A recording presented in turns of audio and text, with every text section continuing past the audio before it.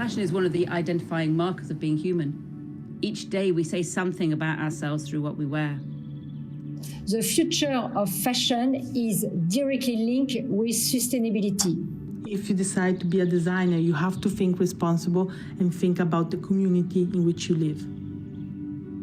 We are nature.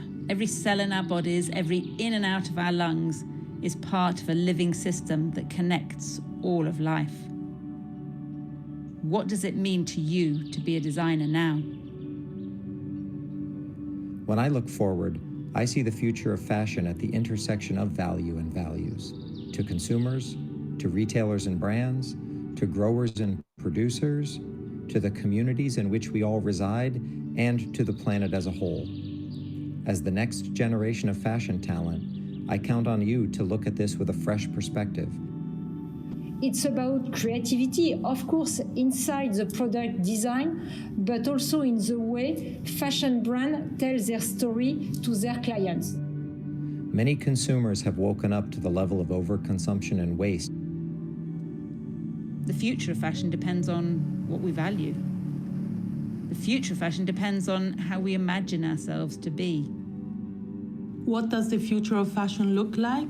It looks positive, it looks engaging, it means innovation. Fashion wants to make changes. I mean, this year has been challenging. We need to be more responsible and more focused on changes for a better future.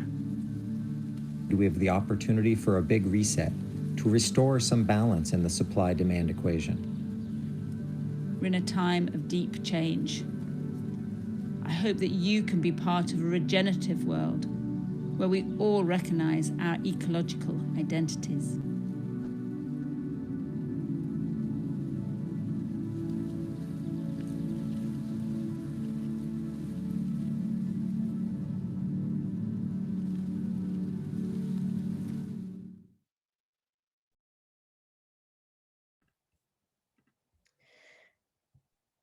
Hello, everyone, and welcome to the first edition of the Fashion Values Hack. It's a huge pleasure for me to be here today and being joined by such a great group of fashion experts, futurists, and activists, as well as by a number of students and fashion professionals around the globe. As a matter of introduction, I am Anna Sammarco, and I currently head up the Knowledge Exchange function at Center for Sustainable Fashion, a research, education and knowledge exchange centre based at London College of Fashion, UAL. The centre provokes, challenges and questions the fashion status quo in order to help the industry players to put sustainability into action. Next slide, please. And today I will be introducing to you the Fashion Values world. I will tell you more about the program and the Fashion Values Challenge. We will then deep dive into this year's theme for the Fashion Values program with Nina, that I'll be introducing in a second. The hack will be an opportunity for you to learn more about the challenge briefs and hear from the experts their insights on what nature needs from the fashion sector. And therefore, after Nina's talk, I will pass the stage to our Fashion Values ambassadors that will share their insights in relation to the briefs that I'm sure some of you are already aware of, as they've been recently shared through our Fashion Values platform. There will also be a Q&A session at the end. So please make sure you submit your questions through the Q&A function throughout the event or at the end. Next, please. And I think we can move to the next one.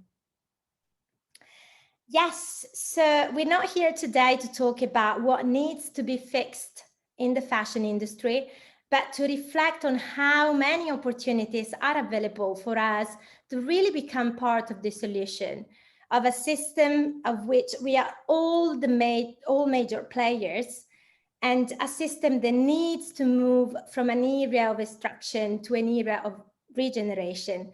And we truly believe that the key for this transformation is in the next generation's hand, is in your hands, basically. And Fashion Values is a sustainability program developed by the Center for Sustainable Fashion in collaboration with a network of tough leaders in design, research, and education to educate, inspire, and enable the next generation of students, strategists, fashion professionals to act and create sustainably on a global scale. And we are honored to have been joined by our partners in these purposeful initiatives, as we really believe that collaboration is key enabler for sustainability. So a big thank you goes to Kering, IBM, and Vogue Business for supporting the success of the program. Next one, please. So Fashion Values is a global free-to-access education platform on fashion and sustainability. So you can basically explore. Yes, maybe we stay here for a second. I just want to share that the platform is the digital home of Fashion Values. It has been developed by IBM and is an online space that hosts the challenge and the educational resources, including voices and methods that are focused on the year's sustainability theme. So I highly recommend you to access them through the platform when you have time. Next one, please. On the platform, we've also got the link to access the CSF second generation extensive online open course that is hosted on FutureLearn and explores fashion values from the perspective of nature, culture, society, and economy. The first module has already been launched, and the others will be following within the next year. So stay tuned. Next one, please. We've hosted as part of the program a Fashion Values Roundtable back in January 2021 to bring together voices from across the fashion industry. So we had representatives from industry, NGOs, brands, startups, and various activists and leaders in the field to discuss what nature needs from fashion. And in doing so, co-developed the challenge brief that you might have already consulted on the platform, through the platform. So next slide, please. What we really want to do today is to invite you to join us in reimagining the impact of the fashion industry on people and the planet, and share solutions that can really help the fashion valuing nature. So this is really, the challenge is really an open brief calling for applicants to demonstrate your idea that will help eventually to shift the fashion industry towards a more sustainable future. So one that restores nature rather than extract from it. And if we move to next one, please. Yes, the challenge brief is open category. So we are really seeking transformational ideas applied to the fields of design, media, and technology. And applicants may propose an idea that focuses on this, one of the disciplines or includes multiples. The Fashion Values program provides tools and resources for innovators to develop change-making ideas. So please use these to catalyze a new idea or refine an existing one. And just bear in mind that if you demonstrate an alignment with the Fashion Values tools in your application, you'll gain a competitive advantage. So yes, just keep that in mind. Next one, please.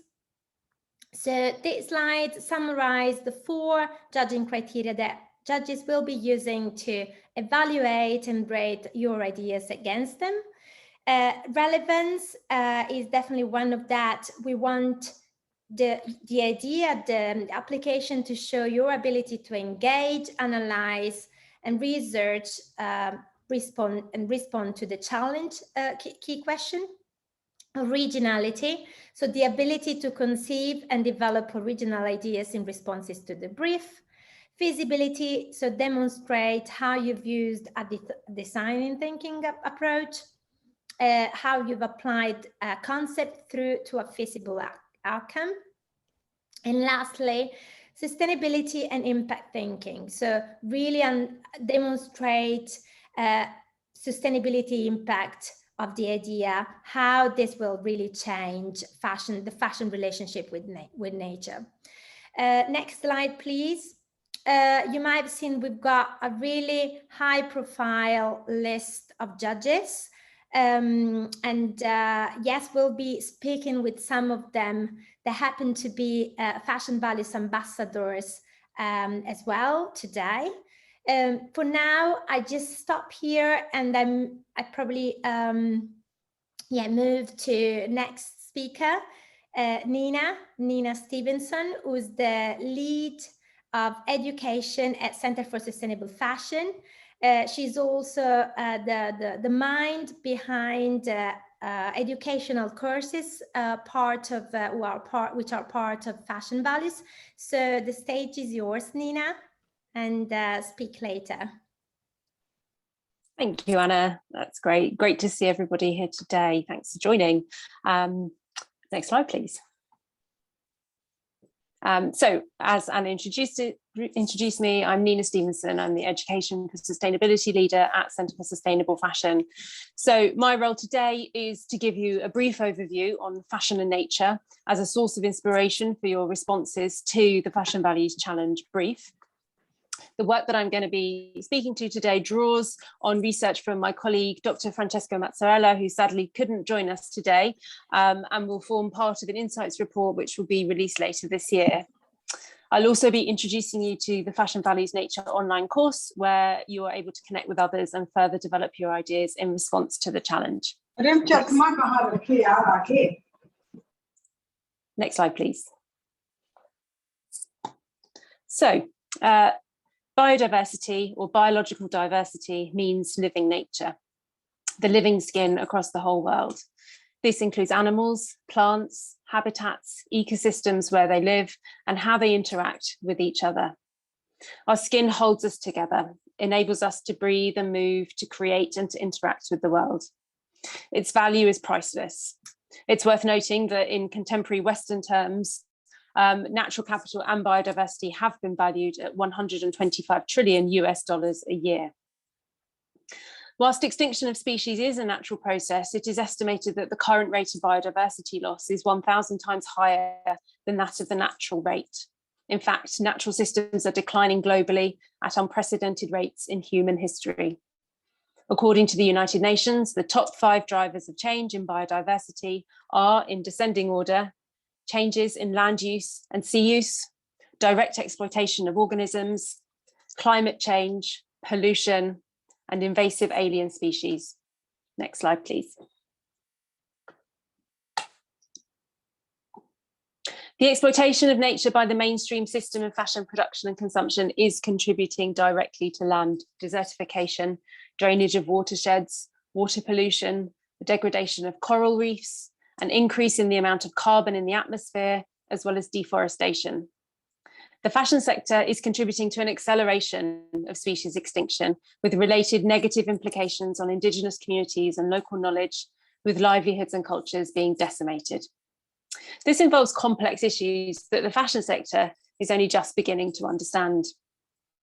In 2016, the International Union for Conservation of Nature, the IUCN, declared an urgent need for the fashion industry to take action towards preserving nature and biodiversity. In August 2019, the Fashion Pact, announced at the G7 summit and signed by a range of fashion brands, that biodiversity was one of the 3 main pillars in its sustainability objectives. The Global Assessment Report on Biodiversity and Ecosystems by IPBES emphasised the need for transformative change to be implemented now at every level, from local to global, in order to preserve and restore biodiversity. Transformative change implies a fundamental system-wide reorganisation across technological, economic, and social factors, including paradigms, goals, and values, as well as new business models. Next slide, please. So findings from the research that we conducted at Centre for Sustainable Fashion suggest a range of factors that can enable preservation and regeneration of natural ecosystems. And I'm going to briefly touch upon these in the following slides. Next slide, please. Regenerative agriculture has a huge potential as it offers positive contributions to nature instead of just mitigating harm. Within the fashion supply chain, we're witnessing some positive examples of cover cropping, crop rotation, and prescribed animal grazing. This is contributing to protecting biodiversity, managing soil health, managing water use, and improving wildlife and ecosystems. For instance, the Nature Conservancy has implemented a holistic animal grazing approach for sheep in the Patagonia region of Argentina and Chile, which is already giving positive effects on the regrowth of grasslands and the regeneration of biodiversity in the region. The wildlife-friendly enterprise network is collaborating with producers of mohair, cashmere, raffia and wool with the aim of fostering farming practices which are not only regenerative but also wildlife friendly so that species and ecosystems can thrive. Next slide, please. In relation to sustainable sourcing, one strategy is to diversify the fibre basket, including fibres from agricultural waste or recycled materials. For example, reverso regenerated cashmere, resilk fabrics and second life fibres. Plus changing sourcing criteria. You could see, for example, Tengri's use of yak fibre, which has a lighter ecological footprint than goats, or alpaca as a sustainable alternative to cashmere. Next slide, please. Several strategies are being implemented throughout the fashion supply chain in order to reduce the negative impacts of fashion manufacturing and preserve nature. For instance, some companies are removing heavy metals from production processes and chemical dyes from finishing processes so that wastewater will be cleaner and consequently we have fewer negative impacts on plants and animals. Although this research highlighted the need for better strategies to protect watersheds. The Leather Working Group in Italy is a not-for-profit membership organisation for stakeholders across the leather supply chain, which develops audit protocols to certify leather manufacturers according to the environmental compliance and performance capabilities. Next slide, please. Amongst the actions that fashion brands are taking as part of their biodiversity commitment, the first step is to measure their impacts on key species and ecosystems.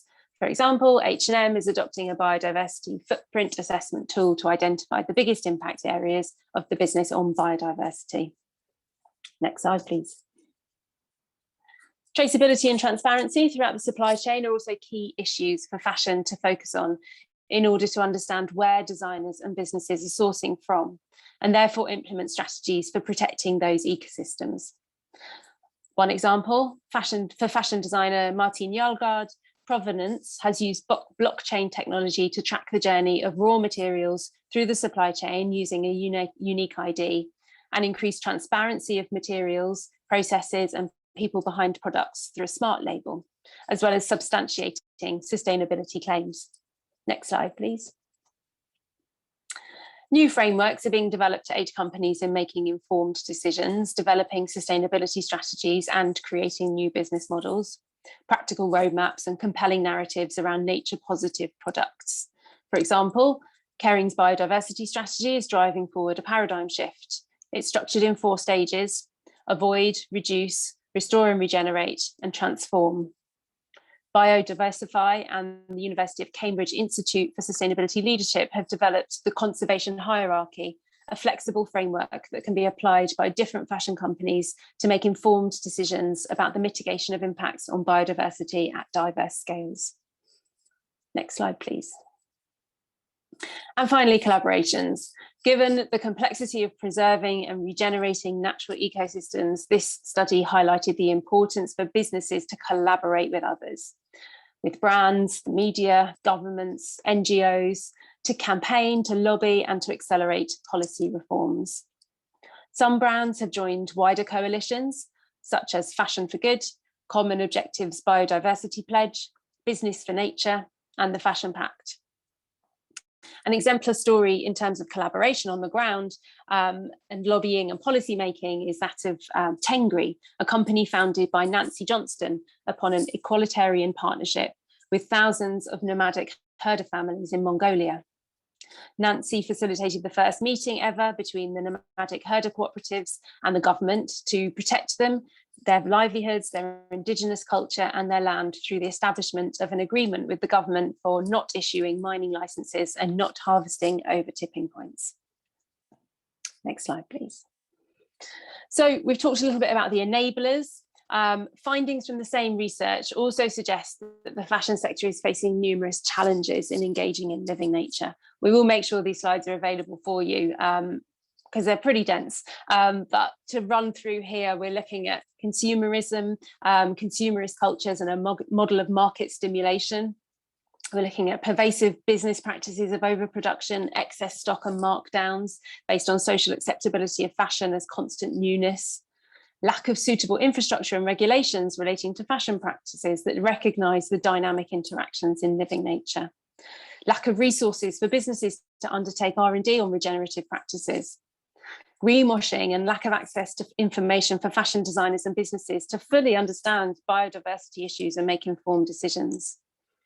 Generic tools and methods that lack depth and understanding of the systemic interdependencies in fashion. Conflicting agendas such as animal rights, welfare and responsible trade and biodiversity conservation. High costs and limited availability of new fibres and material innovations.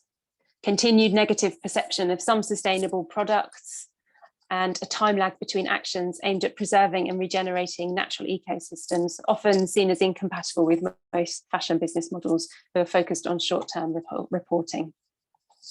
Okay, so I've tried in a very short period of time to give you some real insights into the work and the research that the Centre has done around fashion and nature and biodiversity. Now we're going to look at how you might respond to the Fashion Values Nature Challenge and what tools we have made available to support that process. I think we need to go forward 2 slides, please, and one more. Next slide. Thank you. So to develop, sorry, that's it, it's just there. To develop our knowledge and practice in understanding fashion's relationship with nature, the education team at CSF has produced this free 4-week online course. It's the first of a new programme of courses, bringing together learners from all parts of the fashion system. We currently have a community online of more than 3,000 learners from 120 countries who are together sharing knowledge, expertise and challenges in understanding biodiversity in the context of fashion. During this course, you'll be supported through a design thinking process to define a specific problem and generate ideas in response to the Fashion Values Challenge. You'll be exposed to big ideas, spotlight issues and case studies. You'll also be supported to prototype and evaluate a response to the problem you have defined. Next slide, please. So if you take part in this course, if you haven't joined already, you'll be able to reflect on fashion's relationship with nature and how this relates to fashion and sustainability. You'll be able to understand nature systems that support life and explore fashion practices that could operate within the limits of nature systems. You'll be able to understand biodiversity in the context of fashion, to critically examine fashion practices that can protect, restore and regenerate nature systems, and critically transform fashion's relationship with nature. And finally, develop and evaluate a fashion practice that can regenerate nature. Next slide, please. Here is a little snapshot of some of the experts that we've managed to pull together to contribute and guide you through the learning, some working at the centre, some out in industry, some at other institutions, some faces there that you'll recognise from today. But to pick out a few others, we've got Kate Fletcher, we've got Linda Gross, we've got Eduardo Escobedo, Liz Parker, Katrina Olemoyoy, and Helen, who you know, Francesco from the team. And it's all overseen by our academic lead, Professor Dilys Williams from the centre. Next slide, please. So we use design thinking as a core skill that can equip you with the thinking and practice to respond to complex sustainability dilemmas that we face in our work. And this is a structured way of working through a problem. And by the end of this 4-week course, you'll have developed core skills in design thinking that give you a framework for approaching these complex sustainability problems. And that's relevant whether you're a designer, a business professional, a communicator, or a technologist. These are the skills for enabling change in and through fashion. Next slide, please.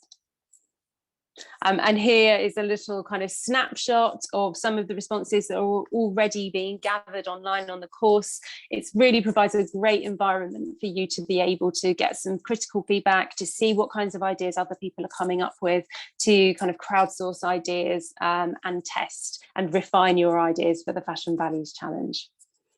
Next slide, please. You can join the community by finding the course. You can find the link on the Fashion Values website, or you can go straight to FutureLearn and search Fashion Values Nature. Last slide. So thank you. It's great to see you all here today, and I look forward to hearing more from you in the Q&A and seeing you online. Thank you. Thanks a lot for this comprehensive overview on fashion and values, Nina. I would now like to welcome Dr. Ellen Crowley, that will be sharing her insight in relation to one of the challenge brief, focusing on designing with nature in mind. Dr. Helen Crowley is the head of sustainable sourcing and a nature initiative at Kering. In her role, she advises and supports Kering's portfolio of luxury brands to implement best practices in sustainability. Specifically, she focuses on developing innovative approaches for raw material sourcing and improve the materials processes, and leads on implementation of natural animal welfare standards, the integration of biodiversity, planetary boundaries, and circular economy principles into the business. Helen's got over 20 years experience on fashion and nature, and she is on the advisory boards of a number of global initiatives that aim to accelerate sustainability in fashion. But I might just leave her to share more about this extraordinary experience. And yes, I think the stage is yours, Helen. We'll see you. Thank you so much, Anna. Is everyone hear me okay? Such a privilege to be here with you all and 82 participants. Thanks for joining.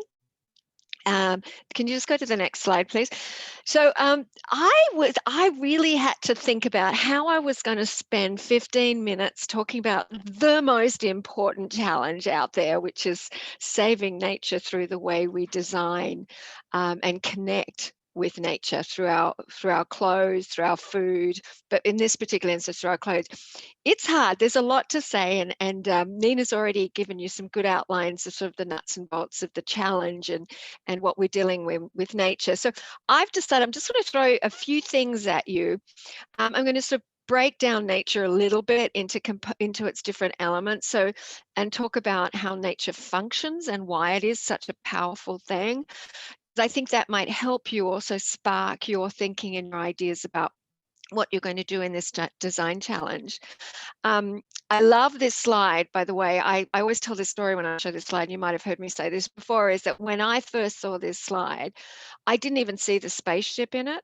When I saw this photo, I saw the cows, and I was so excited that we had cows and a grazing system in a photo shoot for Gucci that I didn't even notice that the spaceship, and that sort of made me think it's so interesting that we come into with things with such a perspective. You know, my view is it's all about nature, it's all about animals, cows, grazing systems, and the clothes we wear. But of course, there's a lot of other pieces to sort of making a sustainable and functional fashion system. But I am going to focus on my particular favorite area in this talk. Next slide, please.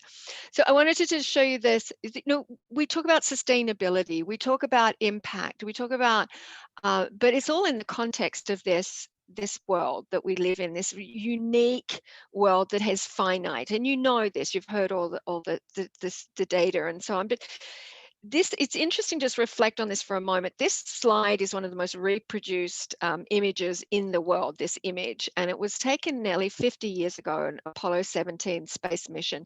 And it was really what catalyzed a new thinking about the finite world, about the fact that this Earth that we're all living on is actually really, really limited, could be really limited. That was 50 years ago. And we had 50 years of conventions and meetings and policies and sustainable development and defining sustainable development and biodiversity conservation, and we're we're worse off now than we were 50 years ago. So we really do have to be transformational in the way we think through this next few years about what we're going to do about the climate and biodiversity crisis, and thinking about how we work within this finite system. And, we talk about sustainability, keep thinking, what impact is this going to have? This thing I do, this thing I buy, this thing I wear, this thing I design, what impact, and how long will that impact stick around for? Just sort of take it down to its basics. It's a really important.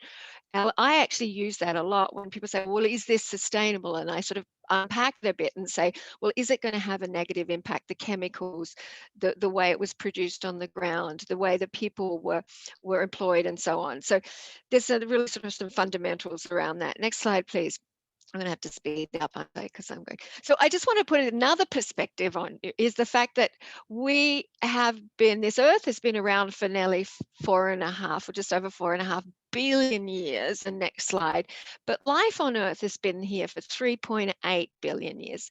And we Homo sapiens, next slide, please, have been here for just a tiny, tiny part of that evolution. So two things that I think are really important is humility, is to realize while we're super smart and we're very clever, and we do very interesting things, we are very new to this sort of world, and to sort of keep reminding ourselves that nature has been around, living nature has been around a lot longer than we have. We're part of it, we've evolved from it, but the way we operate is so disconnected from it now, and that's a very, very, very recent thing. So that we need to look to nature, this 3.8 billion years of R&D, to help understand how to get us out of this mess we've got ourselves into, particularly in the last 50 years. So let's look to nature. It's not just about doing things to protect and restore nature. It's about also learning from nature in a very humble way and say, oh, that's interesting. Nature's figured out how to do that. Next slide, please. So that's what I'm talking about a little bit. So let me just break down living nature a bit. So I'll introduce the terms biodiversity and living nature, because I think it's really important. As Nina said, it's the living skin on the earth. Without biodiversity, soil is dirt. Without biodiversity, mountains are just piles of rocks. They might look spectacular, but there's nothing living on them. And the way scientists have sort of tried to understand what's happening with biodiversity, understand how it functions, is we break it into its different elements. And there are 4 elements that are really important. There's genes, species, ecosystems, and the services they provide. Next slide, please. So the genetic diversity is all the things, a lot of things you see around the cats, the dogs, the sheep. There's a diversity. There's the same species, but there's a diversity across them. It's really, really important to think about that. Next slide, please. And then there's species. That's what you often think about biodiversity, everything from fungi and nematodes and microbes through to cats and dogs and chimpanzees. And that's an important element. So when you think about what sort of impact am I having on nature? What am I having? Am I affecting genetic diversity by restricting the amount of for example, by increasing our bundle of fibers, we're increasing the value, the use of genetic diversity, which can in turn help promote that genetic diversity. Species, and then the next part of biodiversity in nature that you need to think about is ecosystems. Next slide, please, which is really that interaction of species, and that whether it's in the Gobi Desert or whether it's in the tropical rainforests of Madagascar, it's the way those species interact that then really provide us with a resilience, with a functioning nature. So that's why we worry about deforestation and so on, because we're breaking up and degrading these ecosystems and the functioning that they have for us. Next slide, please. So I think when you think about nature, think about these different components of it. I mean, diversity and complexity is really important in nature. You don't have more of the same. You're diverse, you're complex. That's what builds resilience. And next slide, please. And it's that interrelatedness between nature over millennia that also gives a power to nature. So it's the way bears in northwestern USA have been eating salmon, putting the remains of the salmon, the bits they don't like, leaving them on the riverbank. And then those bits of salmon go into the soil and then go into the plants and help help fertilize the trees that grow into these enormous conifer trees. And there's bits of salmon basically in the pine needles of these enormous conifer trees. So, you know, this interconnectedness is really quite remarkable. And that's what builds the sort of, you know, the famous web of life. Next slide, please. And it's that interrelatedness that gives us the services, the nature's contribution to people that we, you know, the ecosystem services that we put a value on. We can put a value on it because it's a construct of how nature provides services to us. And that's that Nina mentioned, the trillions of dollars, or that nature can provide to us in services. It's a gross underestimate, but that's what we're trying to say, that the air we breathe, the water we drink, the soil, the materials we get out of nature, or part of these services that come from this functioning system. Next slide, please. So what, and of course, and this was highlighted with Dilys, I think, said it in the film, this connectivity with nature is really important. We are basically still have the same brains that we had 25,000 years ago when we're hunters and gatherers and very connected to nature. We've lost a lot of that connectivity, and yet it's very fundamental to who we are as humans. So bringing this back and really building that in the way we design, the type of clothes we wear, the type of food we wear, linking it back to nature is a powerful and very, I think, underestimated, and hopefully it has been undervalued, but with this challenge, we're putting value back into that connectivity piece, the spirituality part of it. Next slide, please.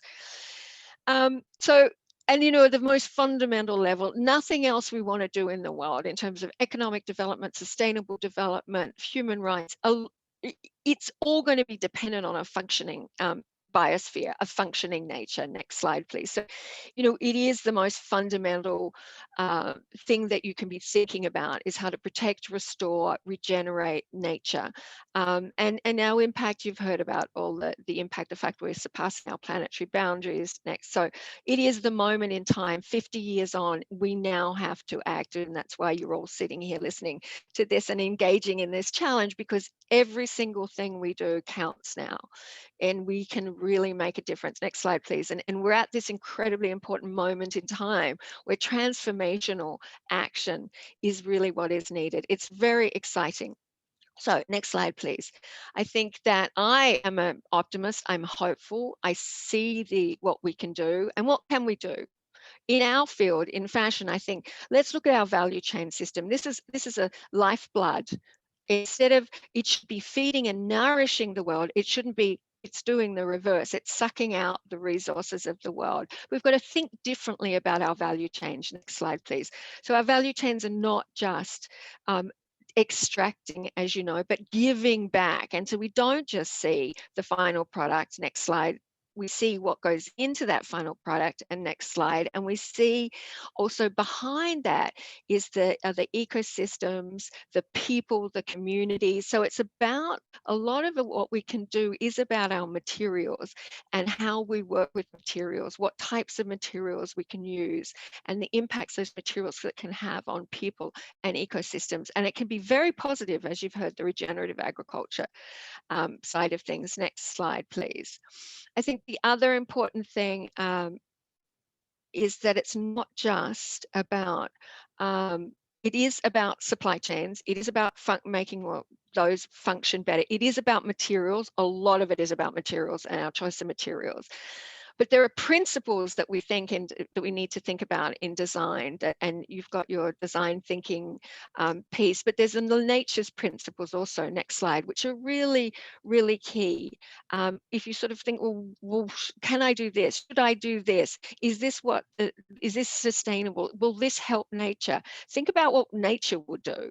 Look at life's principles, nature's principles, you know, the biomimicry 3.8 world, where it's optimizing rather than maximizing, where it leverages connectivity and interdependencies, where it builds a resilience, it scales through replicating good things, and so on. So there's a lot you can look at the way nature functions, which is sort of some of the things I've outlined, to inspire you in your design. It is the materials that have been created by nature and the way we can now turn the production of those materials into a force for good, but it's also in the thinking around how nature operates, because it's built over 3.8 billion years, such a resilient system that is so diverse and beautiful and wonderful and nourishing. So I think there's a lot you can take from the way nature operates in your thinking and design thinking. Next slide, please. So I'll just stop there and wish you all the best. I'm very excited to see how this all evolves and rolls out in the next little while. Looking forward to questions from you. Good luck. This is one of the most important endeavors you will do in your life. I fully believe that. There's linking nature and design and fashion and nature. It can really tip the scales in the right direction that we need to go for the next decade. So thank you so much. Thank you so much for these reflections on the relationship we have, and should have in the future with nature. Helen, I love your suggestion to reconnect with nature and remember that in the end, we are nature eventually. Well, I would now like to welcome Karl that will be sharing his insights on technology with nature in mind. Karl leads IBM's Consumer Industry Center of Competency, where he works with retailers and consumer goods companies worldwide to digitally reinvent their business and operationalize the use of advanced capabilities across the enterprise. Karl has 25 years of experience in retail, fashion, and consumer goods, and has served in executive positions in strategy, consumer engagement, and marketing at several brands. So, Karl, looking forward to hear what's your insights on the topic. Great, thanks, Anna. Hello, everyone. Greetings from New York. I think I'm the only one representing this side of the Atlantic. And I'm really happy to be here today. We've had, at IBM, we've had a relationship going back nearly 3 years now with London College of Fashion and UAL, and it's one that we're very proud to be part of. Next slide, please. Oh, and that's just me, so we can skip right beyond that. You know, if you're wondering, all right, what's IBM doing here?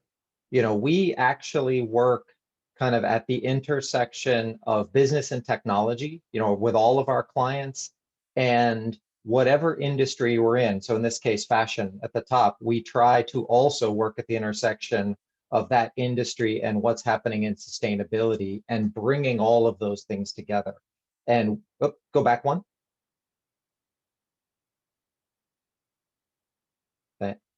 Nope, up. That's the right. And we try to be active participants, especially in the area of fashion and sustainability. So in addition to the work we're doing with UAL and London College of Fashion, you know, we have work going on with the Fashion Pact. We're working with a number of other fashion schools across Europe and the US. And our day-to-day work, I would say, is working with many of the world's largest brands, producers, distributors, and retailers. And so that's going to be the perspective that I'm coming from today. And we do things like we use design thinking in a very similar form to what Nina described earlier to help derive solutions that hit the intersection of each of these 4 points. Next slide. This is a study that our Institute for Business Value came out with a little bit earlier this summer. And what we've seen is that sustainability has been a driving and steadily increasing factor for consumers as they make decisions across their lives. And during COVID, and the kind of the pause that took place with many consumers during COVID, you know, virtually all consumers indicated that the pandemic affected their views on environmental sustainability. And whether it's about work or travel or investing or shopping or really anything that consumers do, we're seeing increased levels of awareness, of choice, and of behavior, or at least indications of behavior, toward more sustainable solutions. Next slide. So what I thought I would do is I took a very, very simplified version of the type of work that we do with clients. You know, we work with our clients across the entire life cycle of fashion. So from farm to closet, and then back again. And then in addition, you know, we've got a division called IBM Research, where we actually work on future capabilities that, you know, might not be commercializable, that might be something that is coming out in 3 years, 4 years, 5 years down the road. But what I'm going to do is highlight actually some of the client work that we're doing right now, at the intersection of fashion and sustainability. Next slide. So first, if you look at plan, and this is something that's actually highlighted in the Fashion Values course. One of the things that we try to think about is, how do we do something that drives business value and is sustainable at the same time? And so when we're thinking about planning, and when we're thinking about the amount of waste and overproduction that takes place in the fashion business, we work with a lot of our clients to try to improve that, to minimize the waste, either in the design process, in terms of maybe we don't need to make all of those samples, maybe we don't need to fly those samples back and forth across the world to inspect them, and maybe we can produce fewer things and send those things to the places where consumers are more likely to purchase them in the right quantities, so that we don't have all of that excess production, and for the business, so we don't have all of those excess markdowns. There's a bunch of waste, no matter how you look at it. And this was a piece of work we did a couple of years ago with a company called Bestseller in India, where we actually built tools to help them understand specifically why goods were selling at the rate they did in the location that they did, based on the underlying attributes, and then providing some what-if analysis based on those attributes to say, well, maybe if I changed the color of this, would it actually have sold better or worse? Maybe if I sent it to a different location, would it sell better or worse? Maybe I can make adjustments to the price. Maybe I can make adjustments to how I'm showing those goods in order to improve the sell-through of those goods, the match between the supply and demand, and make those decisions ahead of a season in the planning stage, rather than making them on the fly once you've already done your production runs and you've already expended all of that energy. Next slide. When it comes to make, and this is something we actually just announced publicly 2 days ago, we are now working with a handful of retailers and brands. You can see next, New Look, the H&M brand Costs, Laxton's, who is a yarn provider, and N Brown Group, as well as UKFT, Tech Data, and a couple other partners, on really trying to fully understand what is happening throughout the production cycle.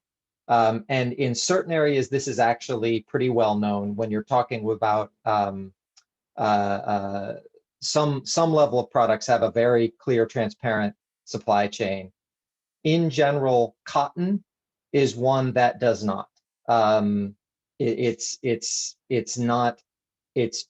frankly quite opaque.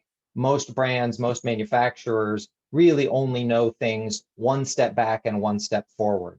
So what we're trying to do is look at a number of technologies to digitize the supply chain process and to add additional transparency to what's happening at every step of the way, such that a brand, a spinner, a ginner, a mill, a retailer can make different decisions based on what they're seeing.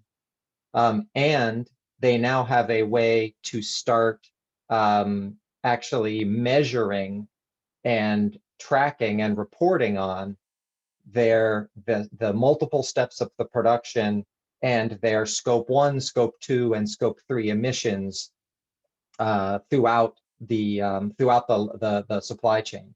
And ultimately, this will allow actual measurable and auditable reporting across the entirety of the supply chain, and trying to give increased compliance against the various either internal sustainability standards that each of the brands have set out, or sustainable goals the brands have set out, also against the UN SDGs that each of those brands are working toward.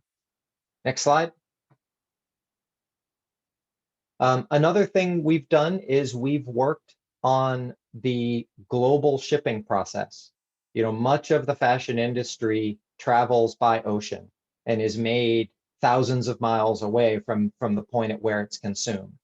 And there is a lot of effort, there's a lot of carbon, there are a lot of emissions that happen along that process when you're going from a maker all the way to even just the brand or the retailer where those goods end up. And what we've done is we've worked with Maersk and a couple other shippers to build a platform called TradeLens to help digitize that process. So to actually improve the throughput of what's happening in global trade, reduce the cost of what's happening in global trade, and reduce the amount of paper and waste that's happening in global trade. And if you wonder, okay, this is an efficiency play, it's a business play, where's the sustainability aspect of this? Well, if we can increase trade capacity by 15% without having to build new facilities, there's a definite sustainability benefit. If we flow goods through ports faster and stop all of the truck and reduce the amount of time trucks are idling, ships are idling, goods are sitting, not moving, then there's a definite hang-on sustainability benefit. And frankly, just the reduction in paperwork itself provides a material sustainability benefit to all of the companies involved. Next slide. And once you have these things in place, then you can actually start exposing it to consumers. So Nina talked a little bit about this. Actually, if anyone wants to open up their camera and click on, well, not click, but just hover over the QR code, you can actually see how Carrefour is starting to expose this type of information directly to their customers, so customers can choose to make a more sustainable purchase decision. This was built on a platform that IBM created 3-4 years ago called actually initially IBM Food Trust, because it was started around food sustainability, but is now expanding. And we've created similar platforms across multiple industries, and we're now looking at fashion very specifically. Next slide, please. And then when we get into kind of the use and the area, we've done work with an entity called Plastic Bank, really to enable and financially reward the act of recycling. So Plastic Bank works by trying to build ethical recycling ecosystems in coastal communities around the world.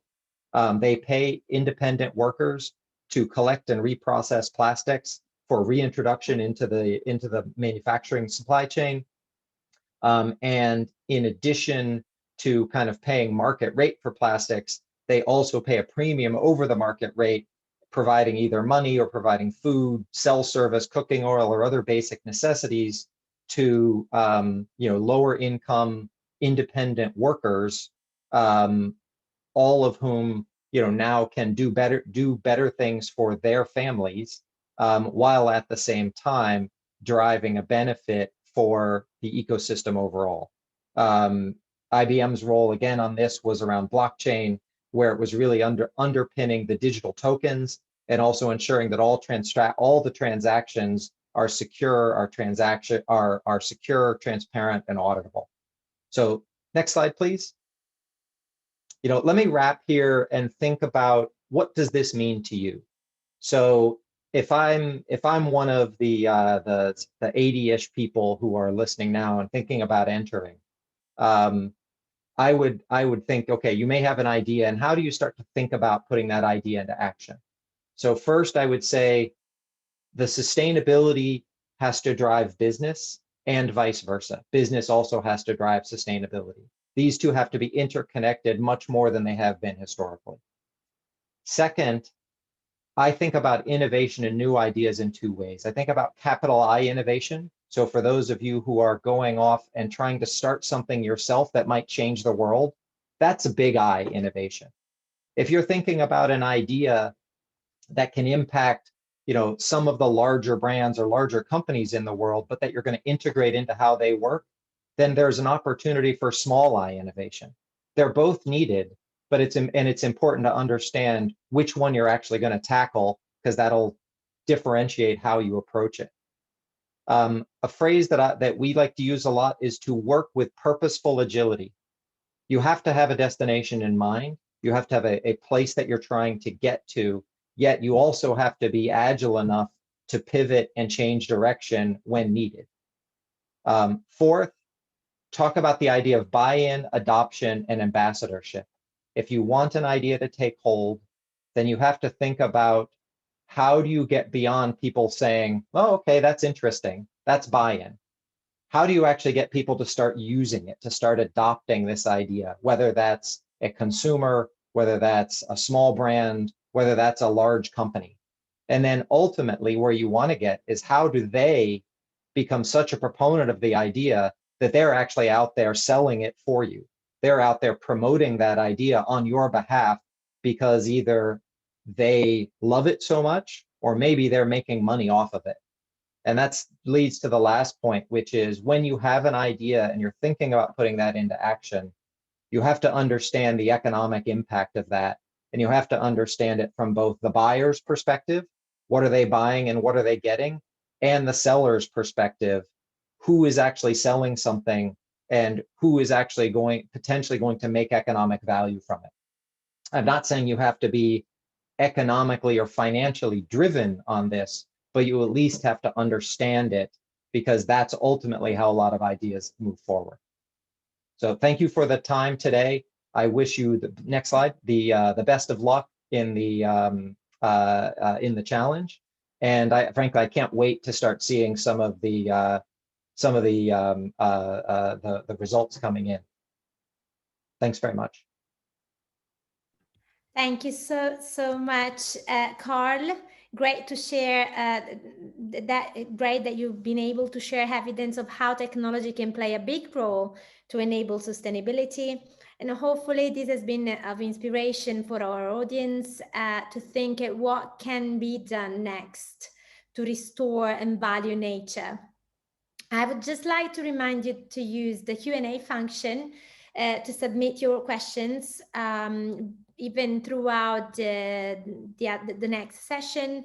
I would like now to introduce our last speaker of the day, Sara Maino, that will be sharing her experience and insights on media with nature in mind. Sara has joined Condé Nast in 1995 and worked in many of the Vogue departments, with their interest always being scouting and promoting the new generation of talents. So we're super grateful to have you here, Sara. Sara has founded Vogue Talents in 2009 as a worldwide network that scouts and supports emerging creative talents. For more than a decade, Vogue Talent has supported the growth of opportunities and new collaborations between the industry and the new generation of young designers around the globe. Sara is ambassador of a number of high-profile programs, including Fashion for Development's Camera Nazionale della Moda Italiana. And in February 2020, she's launched a collaboration with YOUX, the Vogue YOUX Challenge, featuring the future of responsible fashion in support of the new generation who is investing for a better future. In May 2021, she has been awarded the Positive Change Award at Monte Carlo Fashion Week. Congratulations for that. We now look forward to hear more about your experience and any recommendation you can give to our audience to be successful in this challenge.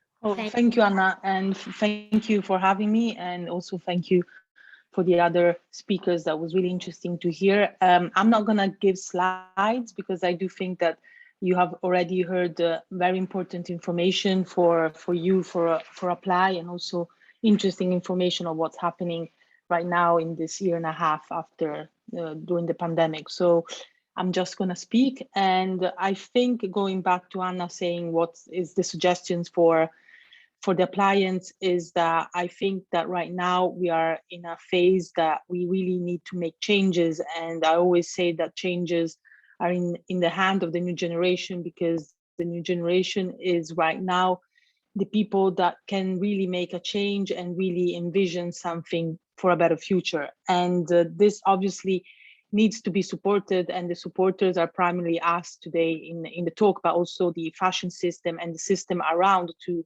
gain more sustainable production and more, sustainable consuming. So I do think that the people that you are listening to us today, my real suggestion is that once you will apply, obviously apart from sending everything which is requested and which is really clear in the challenge, is that you really need right now, it's not just about making the outcome of a beautiful product, but it's also the message that you want to give, because right now the most important thing to do is to create awareness. I mean, you need to create awareness at the outside, which is just, it's not just about the consumers, but it's just about the people that will approach your project, or your project approaching them. And I think this is fundamental, because without creating awareness, then people will not really understand, how they can, make a change, or also set their mind to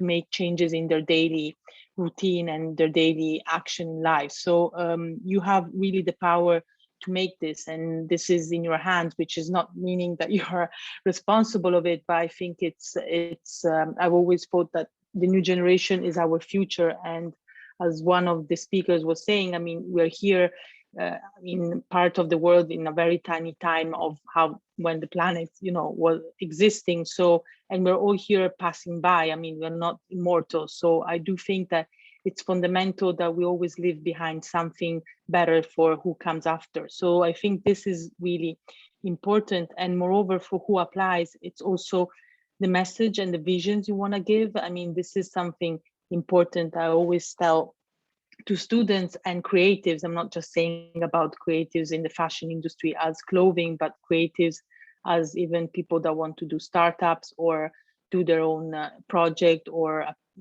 everything that has something to do with creativity. And I think that it's important about, as I said, not just the outcome of a beautiful product, a beautiful idea, but also what's behind it. So I always say that it's the time to put your face, it's meaning face. It's not just about social networks and appearing, but also understand the people, what's behind your idea, what's behind your brand, who are you involving? Because the talks that we were having now, I mean, there's a lot to learn, there's a lot to do. And I think it's all really feasible, and it can really happen. It's going to take time, but people really need to go in a frame of mind that they need to make the change. So it's important also to involve who you want to reach. So it's consumer, people, students, I mean, everyone that it's outside from this room, I would say today, and make them understand that your project is a change maker, and it could be a change maker in a wider view, but also in a smaller view. So I think it's important to explain what's behind your idea. And this, when I say, I always say that it's about responsibility, not sustainability, because obviously today the speakers are not just from the fashion industry, but unfortunately fashion has a beautiful side, but also negative sides of possessing words such as sustainability and losing really the sense of it. So I think we're talking right now about responsibility, which means responsibility towards the planet, but also towards the community. So it's very important that this comes out from your projects, because it's not just repeating myself, but about beautiful projects, beautiful product, but it's about how you gain to do that. I mean, why are you doing it? What do you want to change? I mean, how do you get there? So this is something very important. So that's why I always say, you know, to put your face. I mean, the fashion industry obviously is the industry that has done much more harm to the planet, but it's also the industry that really is willing to make the change, because apart from having the possibility, economic possibility, it's also about communication. So as media, it's important to create awareness, and this can be done not just by one media, but you know, about creating a system to really challenge the changes, and this is very important. So I do think that this kind of project is important for you. It has opportunity, but also consider it's important for everyone, because people need to understand that when they go shopping or they buy something, they have to get in the frame of mind that they want to know what they're buying. I always say, when you go daily at your grocery store and you buy the food that you usually buy, and then for once you buy something that you never tried, the first thing you do is, you know, turn and see the ingredients, because you want to know what you're eating. And this really needs to happen also for clothes. I mean, you really need to know what you're wearing. It's not just about getting into a shop, pay and go out, because once you pay, you're responsible, because you're buying something and you need to know what you're buying. So I think this is also a frame of mind that people really need to begin to take it as a normal part of your daily life. I mean, okay, I buy a t-shirt, I want to know where it's produced, I want to know what's behind it. And obviously, if consumers begin to request this, then the brands and everyone that creates something really need to give this information, and this needs to get really in a natural way. So once, you know, I guess who's listening to us are people that maybe are still thinking of what to create, or people that already have their own project, but always remember that you have to be very clear of what you want to message outside, and explain it also in simple words, because I also understand that, you know, to explain the process of responsibility is not easy. So sometimes it's very important to speak clear, simple, and make understand process in a very simple way, which doesn't mean it's easy to do, but it's also important the way it's communicated. And today, listening to the other speakers, I think all the slides were very clear and also accessible of understanding how you can make changes. So this is mainly my suggestion. Thank you so much, so much, Sara. That is super inspiring. I just don't want to ask you any specific things, because we got a lineup of questions that I would like Mon to ask you and to the other speakers. Mon is one of the key member of the KE team who's been behind the scene with Daniela to plan the event. So I would like her to take the stage and share the questions if there is any. Hi everyone, thank you so much audience members for the questions you've submitted. We're going to go through as many as we can now.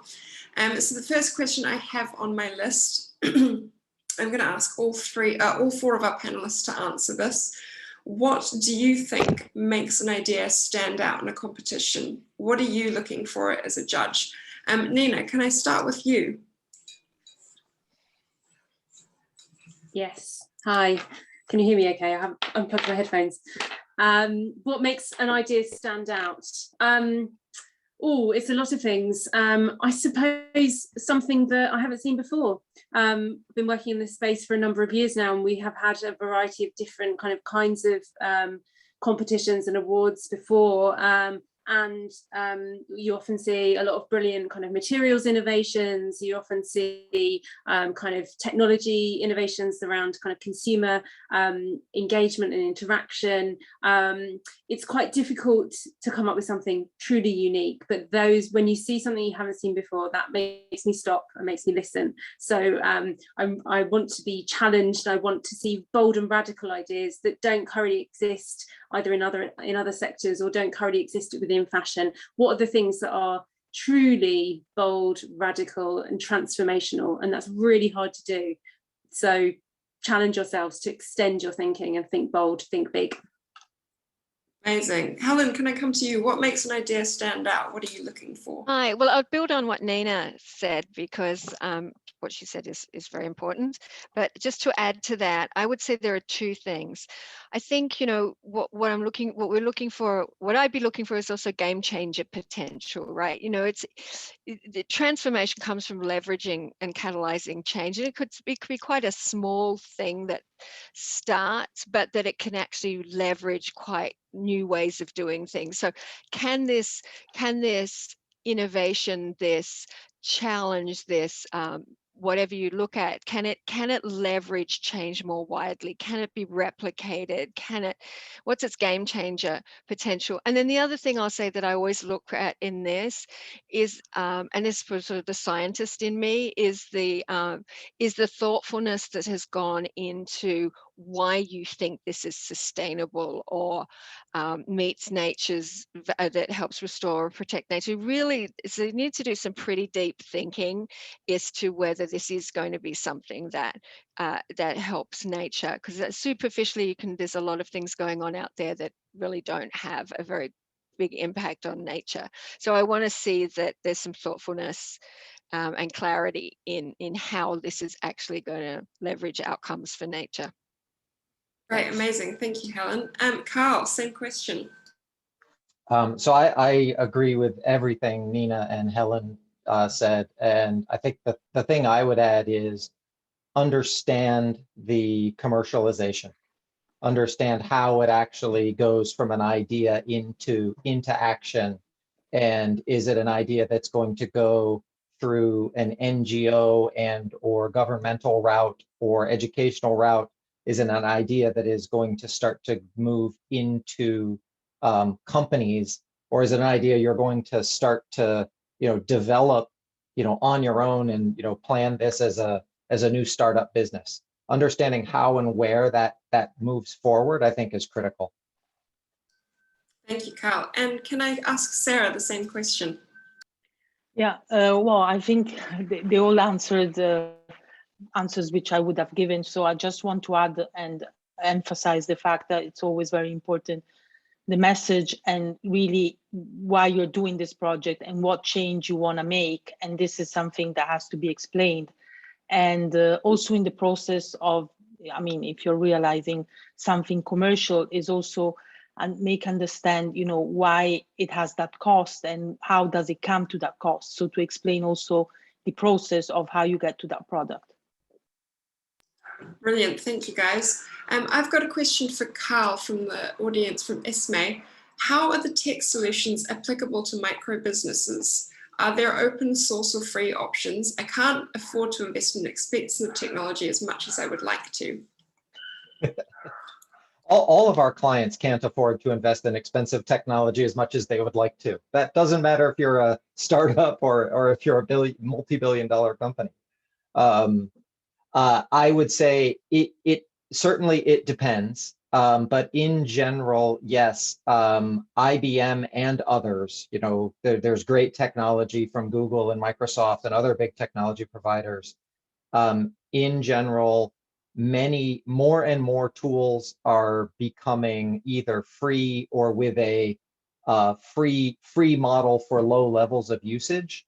And what I would also say is we're still at a relatively early stage with a lot of these things, and even big companies, IBM, Accenture, Google, Microsoft, any of the large companies you might think about in technology, are willing to, if there's a company that is trying to do something interesting that leverages a technology that we would like to get more adoption of, you'll find large companies are more than willing to partner with you. So like, Plastic Bank was not a multi-billion-dollar global company like the type that we normally work with. And we do things, at a much smaller level with smaller companies and local companies who are trying to do something interesting.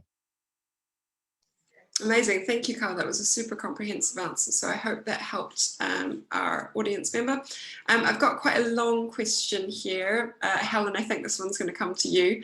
Srusti is a fashion design graduate from NIFT and a luxury brand management postgrad from Instituto Marangoni. Her experience, or their experience at NIFT, was very disturbing to them as a sustainability enthusiast. The amount of test fits, muslins and prototype fabrics that go to waste as landfills or being burnt was disturbing. And that was one college from one country. Can luxury brands actually do something about this? This could be going both ways. So leftovers from luxury brands or other ways around. They've suggested that this will definitely create a fashion cycle of reusing and recycling. So Helen, can I get you to address that one? Yeah, of course. I mean, absolutely. Can we, should we? Yes. Can we? Yes. Are we? Yes. We need to work on all of this.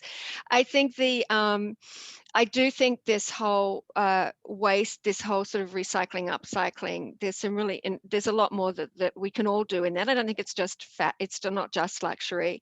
I do think we're working really hard on the post-consumer, not post-consumer, sorry, the resale element where it's the product's already created so that there's no wastage there.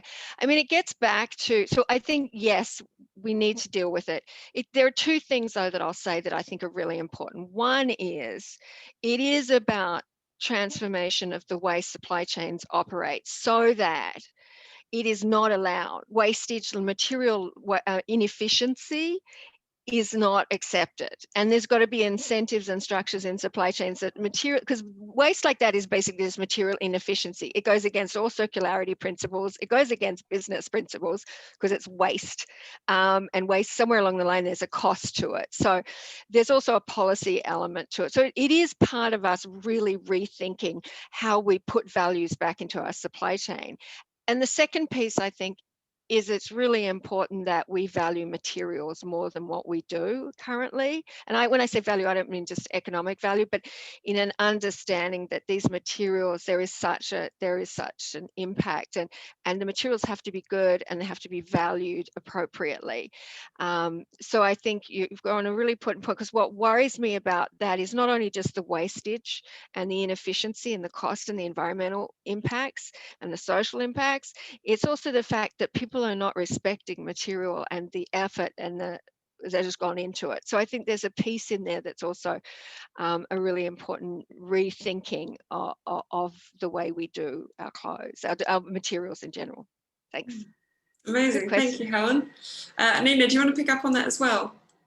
Yeah, I just wanted to pick up on when I read that comment in the Q&A, or that question, there's such a sense of like anger, frustration, rage that I think is really important, and to acknowledge that when you're early on in your career or you're on placement whilst you're studying, that you will experience things out in industry that change the way you view life, fashion, your career, your practice. And it's really important to kind of learn from those experiences. We're constantly sitting in this tension where we are trying to embody our values and our feelings and the things we care for in the world, yet trying to sustain a living, get a job, grow a business, or whatever stage we're at in what we're doing. And it's just an acknowledgement of that tension and how we should, learn from those experiences and build them back into, our responses.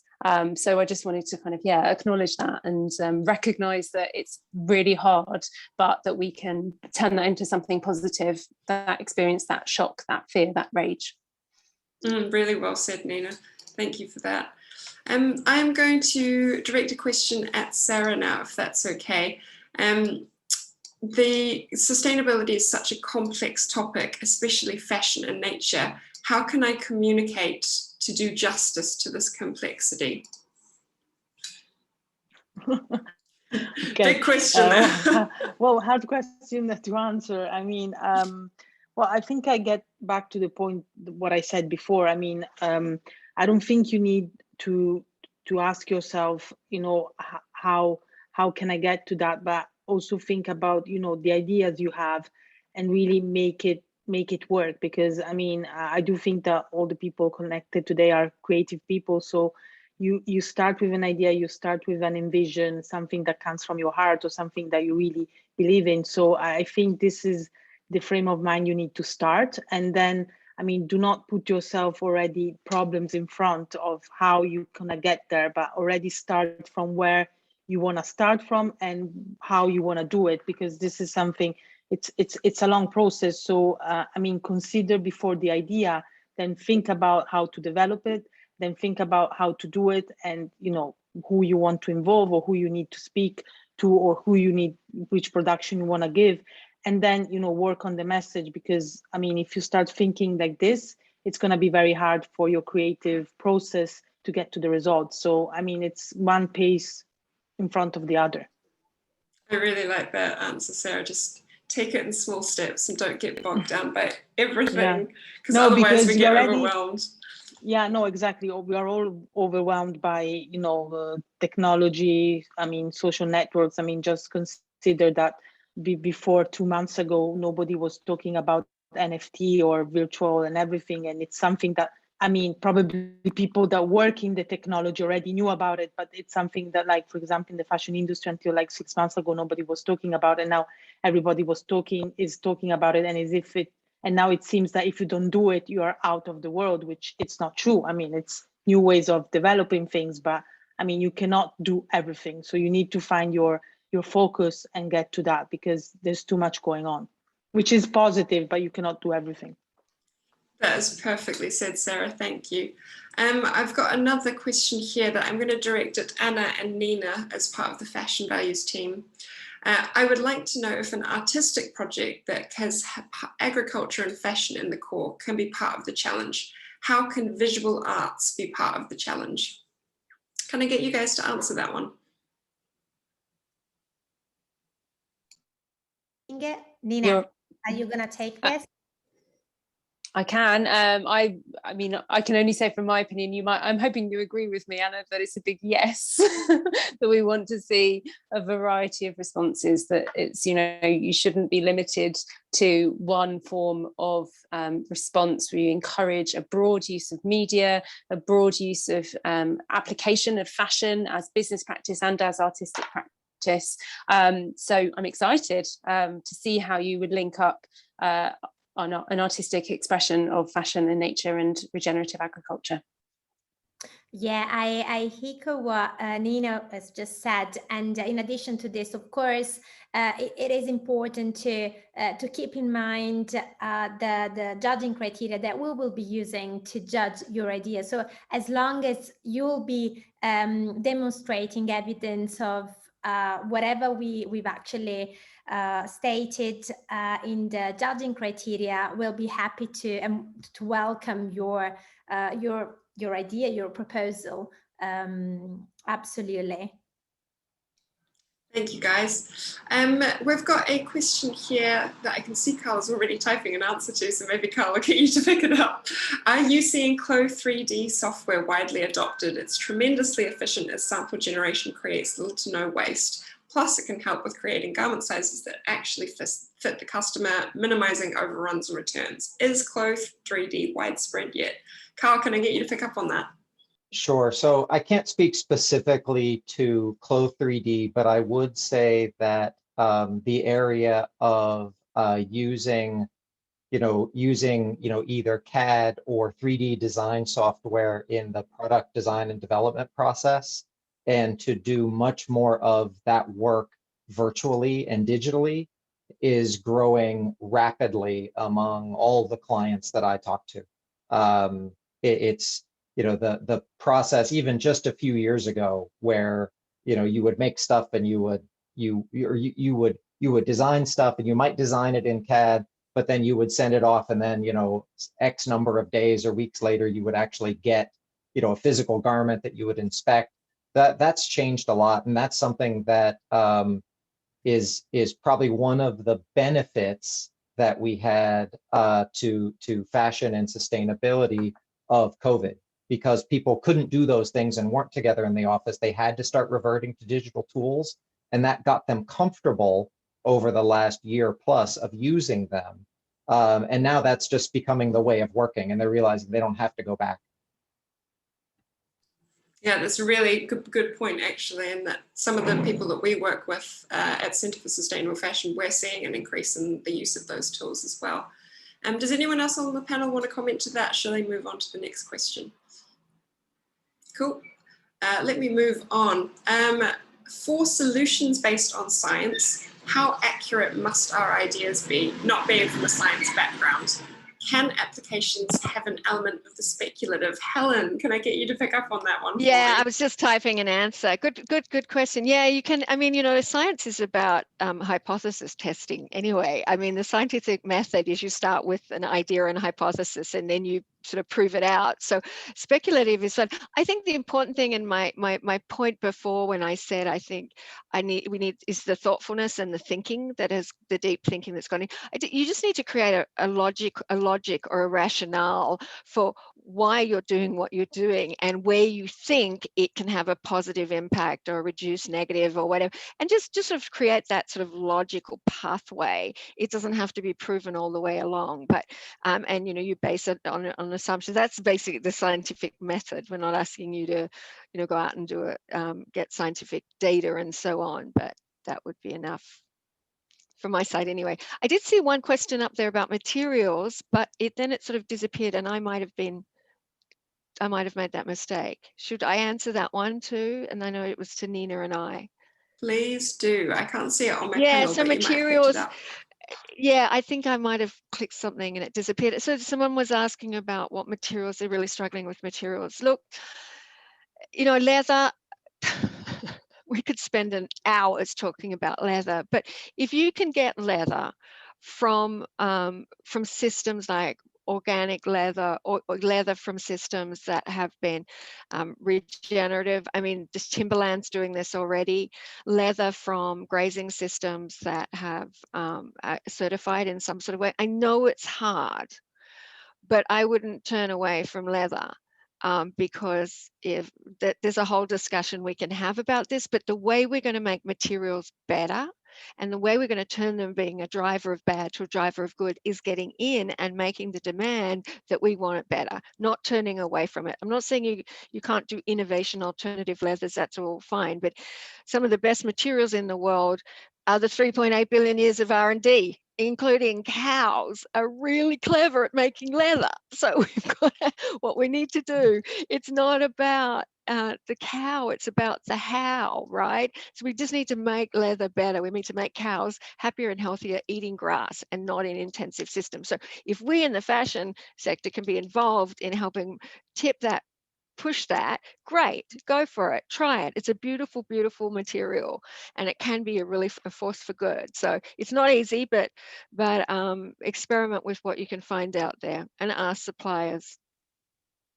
I want leather, good leather.